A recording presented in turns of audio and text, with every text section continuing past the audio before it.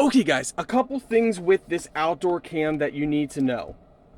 It is USB powered. You technically actually could use this indoors as well. You could connect it to a laptop, a computer, any USB outlet. They do give you this power supply as well. So 2-prong goes in your wall outlet and then you just connect into there. You got your mounting bracket in here, your manual. This is the camera itself. Remove the plastic from the lens. Most times you want to tilt the antennas up. If this doesn't got a good signal, you can play with the antennas, and see.